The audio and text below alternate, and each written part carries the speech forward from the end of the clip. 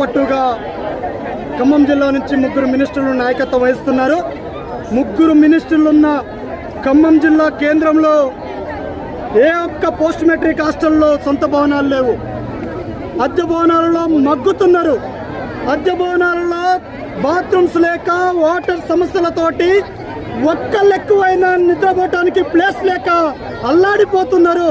కానీ పాలకులు మారితే, మంత్రి మారితే, మినిస్టర్లు మారితే వాళ్ళ ఆఫీసులు మారుతున్నాయి, వాళ్ళ భద్రతకు సంబంధించినటువంటి క్యాబిన్లు మారుతున్నాయి.